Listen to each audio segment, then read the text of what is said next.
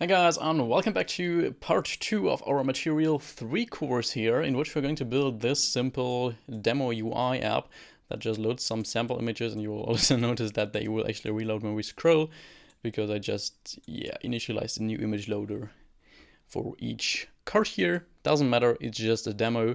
So what we will actually do is we will switch into Android Studio. And you have to make sure that you have the right dependencies, because Material 3 requires an additional dependency. If you are already using, I think, Android Studio Dolphin or onwards, correct me if I'm wrong, but in some future version of Android Studio, there will be like a new option here if you create a project. You will have an option here under these other options that you can directly create a Material 3 Jetpack Compose project. Right now I'm using, I think, Bumblebee, so this option does not exist yet, and we need to manually migrate from Material 2 to Material 3, because Material 2 is the default in Compose currently. And the Material 3 Compose version is also, of course, currently in alpha. So some things will probably change or improve in future, but I hope nothing that affects this tutorial, because the basics will stay the same. So that is the most important dependency you need to have Material 3. This one here is optional if you want to use window-sized classes, which is kind of, which are different classes you can use to determine, are you currently on a phone, on a tablet, on a large phone, to just make sure that you show the right UI for the right kind of layout. I also included the flow layout here because we have some chips in our UI, and flow layout just means we put all of these in a single row unless they overflow here. So if we would add another chip, it would simply be put in the next row. That is a flow layout. And we use Coil Compose here just to load some random images from the Pixam API. So the next step, what we actually want to make sure is we want to remove this material dependency here, just to make sure that we don't accidentally use the wrong material components here, because we will essentially have like two different types of material components for each UI component. Like if we have a floating action button, then there will be one floating action button from Material 2 and one from Material 3, and that is what we want to avoid. That is why we remove Material 2 here, and we can then click Synchronize Now. If we then take a look in our UI theme folder here, you will see we get some errors here, because in Material 3 there are some things that are called differently. First of all, we want to remove our imports here that are invalid, and then we will notice, okay, dark colors is actually not recognized, and that is because it is now called dark color scheme, and also, of course, a light color scheme. And here you see we don't have a primary variant color anymore, so we can remove that here as well for the light colors. And we'll of course extend this here in just a moment. We want to scroll down to our material theme here and import that. And it is also called color scheme here. So we simply replace this with color scheme. And that is the first step of migration that you need to do if you want to switch from Material 2 to Material 3. However, there are some more differences, because if you hopefully watched the previous video, then you know that we now have dynamic colors. And by default, dynamic colors are not kind of activated. If we actually take a look here, we have dark color scheme, but we also have dynamic dark color scheme. And that only requires the context. So we don't need to specify our own colors, because these colors for the dynamic scheme, of course, come from the Android system. So how do we now make sure whether we want to show the dynamic scheme or the dark theme or the light theme to the user? We want to determine that right in here, where we say colors, and we set that equal to when, because we now have 4 different types of schemes we would want to apply, depending on what kind of device the user has. So if the user has a device running on Android 12 or later, then we want to show dynamic colors. And then we also want to check if the user is currently in dark theme, then we want to show dynamic dark theme colors. If the user is in light theme, we want to show dynamic light theme colors. And if the user is on a device running lower than Android 12, we want to show either dark theme or light theme, depending on what the user is in. So just using our own app's theme colors. So let's first of all have a Boolean here, a val, let's call it use dynamic colors. And that is just equal to build dot actually version SDK int, and if that's greater or equal than build version codes s, which is Android 12, then we want to use dynamic colors. So if that's true, use dynamic colors, and we are in dark theme, then we want to use dynamic dark color scheme, and we pass our local context current. We duplicate this, and we can change this to not in dark theme. Then we want to change this to dynamic light color scheme. And if that's also not the case, we know we're running on an Android version lower than Android 12. So if then dark theme is true, we want to use our dark color palette. And else, oops, not a comment there. And else, so we know we're not in dark theme and we're also not running on Android 12, then we want to use our light color palette. So that is now how we distinguish between the different types of themes for our Material 3 app. The next step is to actually think of the colors you want to use for your app. I will go to color here, our color file, and I will remove all of these. And what I will instead do is I will paste quite some colors, and don't worry, I will go through why I chose these colors.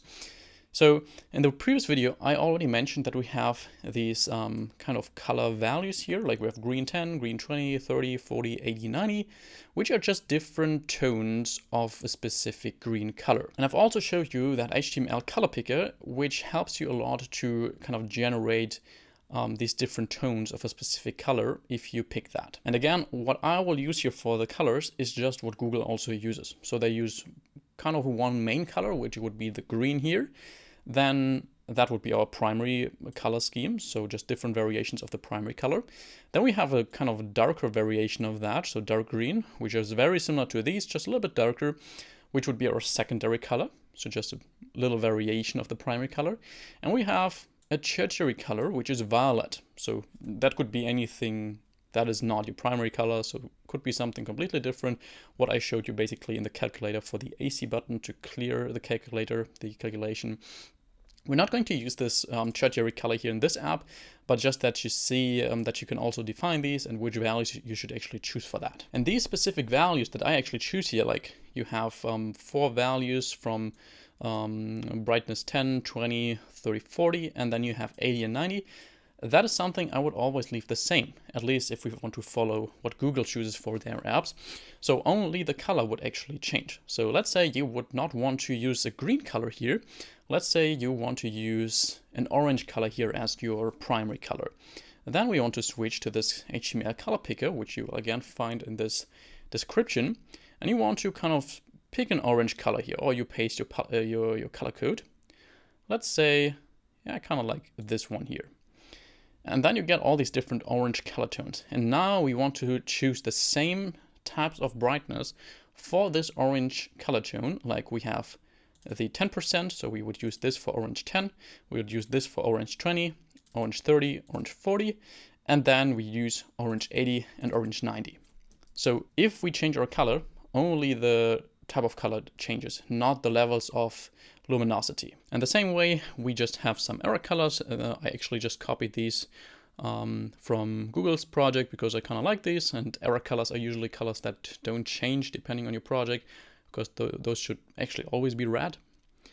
We have some neutral colors here, which are just different tones of gray. You can also notice that here we use different kinds of luminosity. So we use 10, 20, 90, 95, and 99.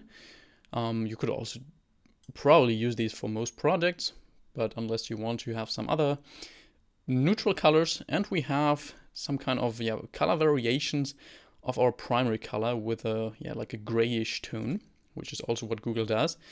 So if we take a look here, it's kind of going towards the gray tone here, which I will call green gray. If you have a blue color, I would call it blue gray, or whatever you have here for your primary color. So now all of these colors are of course unused. We need to now specify which color we want to use for what kind of theme color. So if we take a look in our theme, you've noticed that we have our dark color palette and light color palette. So we now need to tell Android which color we have for a bunch of other colors here. For example, primary, on primary, like primary container, all these different colors we can now specify here. We now start with our dark color palette, and let's start with our primary color, which is essentially our green 80. So that is a kind of a very bright green, because of course if we are in dark theme, we want to have a contrasting color to our background. So green 80 would mean we have 80% of luminosity, so a very bright green. And again, if you would just have a different kind of primary color, you would simply write orange 80 or violet 80 or whatever you have. Just the level of luminosity does not change here if you want to follow the guidelines from Google. Then we want to specify our on primary color, which is not on primary container, just on primary, which is the color, that is on our primary color. So if we have that as a background and we want to have some text on that, then we should use on primary, which would be green 20 here. We have primary container, which is green 30, so a little bit darker than our actual primary color. And we have on primary container, which is green 90. And our inverse primary, which I also talked about in the previous video, that would simply be our green 40. So I think that's the most, the brightest version of it. Here, this one. Cool, and that is already it for the primary color. We now do the same for the secondary color. And the secondary color is, as I said, the darker variation of our primary color. So we now actually do exactly the same, just that we use our dark green color. So we say dark green 80 for our actual secondary color, because here we have green 80, here we use dark green 80. On primary,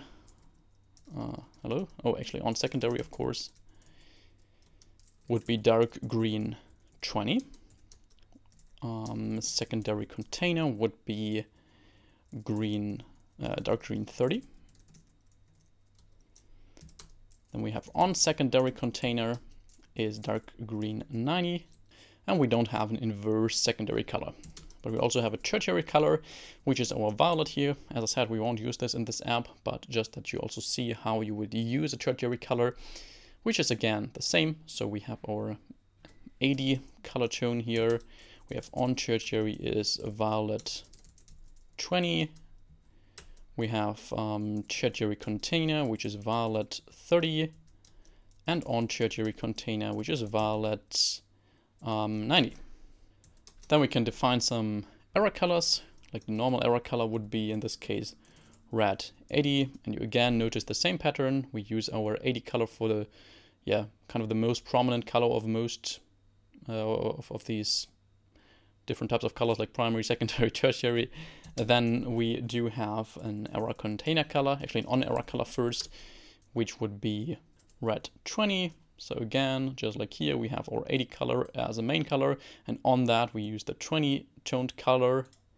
We then have our error container, which is red 30, on error container, red 90.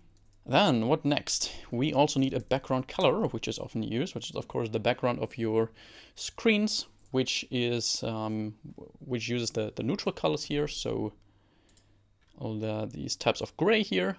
This would be gray 10, which is very dark because we are in dark theme. We have on background, which would be gray 90, which is very bright because it is on our background.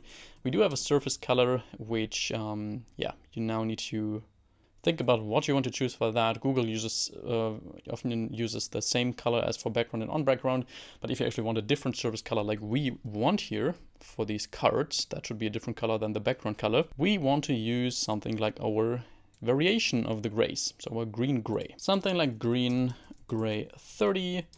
On surface could be green gray 80. Inverse surface, here we could use our normal gray, for example, gray 90, and we have inverse on surface. So a lot of new colors. Here we use gray 10. And there are two smaller types of colors that we don't have yet, which is surface variant on the one hand, which is green gray here. So we again use our green gray for that. In this case, I will actually use, green gray 30. I will use the same color as for our actual surface because the dynamic colors kind of mess that up a little bit because they, I think they actually use the same surface color as our background color is, and that would lead to the issue that if we use dynamic colors, these cards would have the same background color as our actual background, making them not visible. And that is why we want to use the surface variant color for these cards, since that's a different color and will also be a different color when using dynamic colors. Hope that makes sense. That is why I choose the same one here for surface variant and on-surface variant as for surface and on-surface. So green, gray, 80. And we have our outline color, which is missing here, and that is green, gray, 80. So now that was a lot of color code here, and we have to do the same for the light colors, but that's actually something I will simply paste here. That will differ a little bit, of course, because we have different colors for our light theme, but just the tones of the colors here differ. So we, of course, again have a green type for the primary color, just a different type of green as here for the dark colors. Of course, you will find all the code in this video's description in my GitHub repositories. You can also just copy paste this. And I would say we now go on with actually taking a look in the shape folder here, the shape file. We want to get rid of this, of all imports. And we probably want to replace this with shapes from material 3. And import rounded corner shape, import DP, and we can probably also get rid of this now. Not sure why I can't, yeah, whatever, let's leave it at that, specifying the package name. Looks like we can't import this here. Oh, we can add import. And then it looks just like before with the right imports. Let's take a look in type. So here we can remove this typography import, and we can then re-import it from material 3, this one here. Then it's not called body 1 anymore, as I mentioned in the previous video. Instead, it's called body medium, body small, for example, body medium. And then we could specify that just as a text style. That's the same as it was with material 2 in Jetpack Compose. So nothing changed here, just the imports and the names for the different font styles. So I'll leave this here as it is and leave it at the default styles. And I think that's it for the migration. We now want to jump into main activity. And here we also need to fix some imports. We have this default surface, which you can re-import because that now comes from material 3. Use this first one here, and the color would be material theme, import that. And we need to refer to color scheme now instead. And the rest, we also need to fix the import. Control-Alt-O. And the rest will now be pretty simple Compose implementation here. So let's actually start to implement our card composable. So just a composable that contains this image, this title, this body here, and these 2 chips. By going to our main package, creating a new file called image card, selecting file, and creating a composable here called image card. Let's give it a title, let's give it a description, and let's be able to pass a modifier here that we set to the default one. So, and as I said, that will simply be a card, which we can get with the card composable. And here we want to perform some modifications to this card. First of all, we want to set the modifier to the modifier we passed. Modifier, come on, modifier. Then we want to change the colors of this card to make them fit our theme, because I think by default cards in material design have the surface color, and because of the issue I mentioned that the surface and background seems to be the same for dynamic colors, we want to assign the surface variant color here. So we can use colors, and we assign card defaults.card colors to this. You see we have a bunch of different colors here. And you will see this way of specifying colors quite often for material components, because a single component often has different types of colors. So if you have a button, you might have a color for the button when it's disabled. You might have a color for the button when it's enabled, when it's pressed. So different states for colors. And the same is true for cards. So we might have some elevated cards, we have outlines cards, we have normal cards without any elevation or outline. And for these different types of cards, we have different types of colors as well. We want to use normal card colors here. And for some reason, Android Studio never gets that right, and that it always imports this weird stuff here which we want to remove.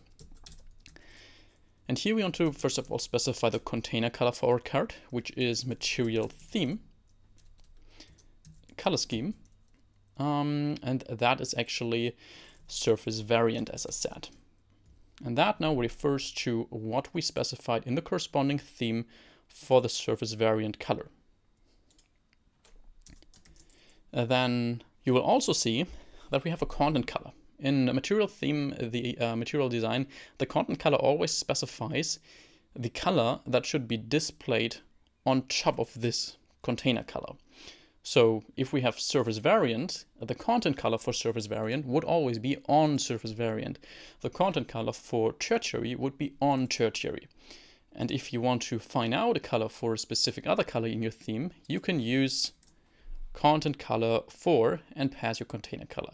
That is the default. So by default, it will take a look. What is the container color? In this case, surface variant, and it will pick the content color for that. So it will pick green, gray, 30 in light theme. So we don't need to specify that. We also get an error here because of an annotation we miss. Let's add that to our composable. And then I also want to attach a shape here to this card, which we can also get from our theme. That shapes, and I'll say that is a large shape. Then we want to start to create our image here in this card. So we have a column scope here. So first of all, we have an image, then we simply have a title, description, and a flow layout with our chips. So nothing really special. As I said, we will load the image from the Pixam API, which just returns a random image. The painter will be, remember, async image painter that comes from Coil, so just a remote image loader. And the model will simply be the URL. And I will paste this in here. So that is the URL where we can get a random Pixam image here from that API in these dimensions here, so 300 by 200 pixels. And we need to specify a content description, which I will just set to null here. We also want to specify a modifier for that image, which we want to clip to the same shape we use for the card, which is large. We want to make it fill the max width, and we want to make sure that it actually has an aspect ratio of 3f divided by 2f, which is exactly this aspect ratio we chose for the image. Then next we want to have a little column here, just to be able to apply some padding only to this part of our card. So we say modifier is modifier padding 16 dp, let's say. And in here we will now have our text, one for the title, which will be our title. We can apply our text style, so with the font style, no, it's actually just style, material theme dot typography, and we can assign title large, for example, here for these types of titles. Then I like to have a little bit of spacing, ATP, and we have another text, which is of course for our description. So description, and the style of this one will be a simple body text. So material theme, typography, body, medium. And then let's have another spacer here before we will put in our chips here. And we will put our chips into a flow row, which I mentioned before. So if the width of the items gets too wide, then it will simply take the item and put it on the next row. So we will use that here, flow row. We say modifier is modifier fill max width. I'm going to set main axis spacing to 8 dp, not 9, just 8 dp. That will make sure that we have 8 dp of space between each chip. We set the main axis size to size mode wrap. So it will simply wrap the content if it exceeds the width. And in here we now have different types of chips we could use. So if we just type chip, you will see we have an assist chip, we have an elevated assist chip, we have suggestion chips, filter chips, input chips. Like input chip would, for example, be if you have an email and you want to enter some recipients of that email, then you very often see these chips there once you entered an email for recipient, that appears as a chip. Or for different tags you might be able to enter or so. Filter chip would be pretty much the chip version of radio buttons in a radio group, so you can use these to filter specific items. Suggestion chip is basically just a hint. So if you just want to have different hints for a specific topic, use a suggestion chip. And an assist chip is something that is that represents a little action, like an action that is not prominent enough to become a button, but also something the user should notice actually, and that is what we will use here. Because I just have mark as a favorite as example, or share with others. Like buttons would be way overkill here to have 2 buttons for each card, but a chip is something that is less prominent and still kind of stands out a little bit. When we click on this, nothing should happen because we don't implement any functionality. We want to remove this as well. Actually don't want to use elevated assist chip, just normal assist chip. And for this assist chip, we want to also make sure that we assign a different color, because the color should now be the color we want to have on our surface variant color, because we use the surface variant color for our card. And since our chip is on that card, we want to use that. And we can use chip defaults for that, assist chip defaults actually, and assist chip colors. And it will again come with this weird package name, which we want to remove. And in here, I want to simply assign a container, not a container color, actually just a label color. Oh, I think we don't even need that. We just need to specify the leading icon color, because that was always different in my case. I want to also use the same color as we use for the text. So material theme, color scheme, on surface variant. We need to specify a leading icon, just as a composable. Here we can use an icon. Image vector, what do we want to use here? We want to use icons outlined favorite border. So just the favorite icon, the heart icon. And I don't pass it a content description here as well. And we have a label, so the text of the chip, which is a simple text, mark as favorite. And that's it for the chip. We can now copy this to have one more chip. Here, that's fine, just the icon changes. That would be share icon. And we can say share with others. Cool, and that's our image card, already the biggest part of our code. Now let's go to main activity and actually set up our layout. And since we also have things like floating action button, we have a little toolbar just for demo. I'll see how that would work. For these things, we typically use something like a scaffold, which easily allows us to place these common UI elements in their right spots. So first of all, in the scaffold, the content we want to have on our page will be simply a lazy column with with our content. So we have, let's say, 20 items of image cards, and I just pasted some sample Bacon Ipsum text here, which you can also find below, but you can enter any type of text here. That really doesn't matter. Let's also get rid of this error by pressing Alt plus Enter and adding this annotation to main activity. And we still get an error here because the content padding parameter is not used. That is actually something new of the scaffold. So we get some values here, which is content padding. So that will actually change depending on specific types of animations that might play a role with the scaffold. Like if your floating action button needs to move up or so, then it will pass down these padding values, which we can, I think, apply to our lazy column, like content padding, and we assign values. Just like that, yeah. And then we get rid of this error. And inside of the scaffold, we can specify things like the floating action button, which you can create here. Floating action button doesn't have any type of action, but it has an icon, which is icons, default, add, or anything else you like. No content description. I'm not sure if we need the tint here, if you need to specify this, but let's specify it as on primary container, because the floating action button will have the primary container color, and if we have an icon on top of that, it should have the on primary container color. Not sure if it tells us that here. The content color, it's probably that, but we can also specify it like that. And one more thing is missing, and that is our top app bar. Our top bar, actually. Top bar, come on. Just like this. Here we have a top app bar. And we now also have different types of a top app bar. We have a small one, a center aligned, large, medium. So depending on how much information you want to show in that top app bar, you can choose different variations of this. I will simply choose a small top app bar, or you could use a center one. Then it would simply have the title in it centered. Let's choose small one. And let's make sure that the title is not nothing. Text would be material 3, for example. And we want to specify colors again with top app bar defaults this time. Small top app bar colors. And again, get rid of this trash.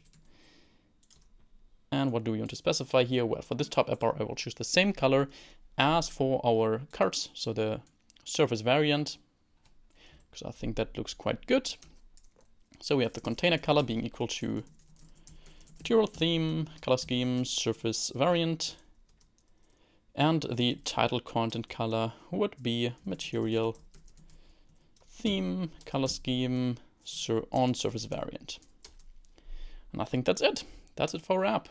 And make sure you actually have the internet permission for Coil, otherwise it might crash. But I think we're ready to try this out, and I will run it on my Pixel.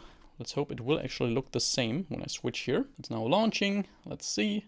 You also have a very nice comparison. And that looks similar. It looks like we didn't specify the shape, the large shape. So let's change that. Or it's very, very minor. I don't know. Let's go to shape. And yeah, you see large shape is set to rounded corner shape 0 dp. We actually want to set that to something like 20 dp. Relaunch this, and there we go. That looks a lot better. And if we now actually switch to, let's say, light theme, then we have a light variation of this. If we change our dynamic colors, so wallpaper and style, we go to, well, let's say we choose a blue kind of color here, and we go back to our app, then it will adjust to a blue color tone. We also have a blue dark color tone. And if we wouldn't want to use dynamic colors, we could also go to theme. And in here, we just comment out these 2 lines here just for demo. Relaunch. Take a look here. And then it will actually use our actual theme colors. So the green colors we used. And in a light theme, it would look like this. So that is how you would be able to choose your own theme colors if you don't want dynamic colors. And something you will notice is that you will have a purple action bar or status bar, I think it's called. You might wonder how you get rid of that because it's always purple by default. You actually need to change that in the RAS folder, values, themes.xml. And in here, it uses the kind of old material theme here. So you have a status bar color, which is set to purple, and you could, for example, set this to black, and then it's always black. If you want to make this dependent on your theme, so if it's a dark theme or light theme, you could create a different variation of this themes XML, one for dark theme and one for light theme. How about that's it for this tutorial? I hope you really enjoyed this and have quite a good impression now with Material 3 and how you can use that in your apps to make them look great. I think that's actually a very nice way, even if you're not an app designer, a professional in that regard, that you can build somehow cool looking apps with a cool color theme. If you want me to make similar tutorials, then I would be very happy about some suggestions, what you would want me to do and what you would want to see here in regards to UI building, in regards to Material 3, in regards to general app building. Just put it down in the comments and enjoy the rest of your day. See you back in the next video. Bye bye.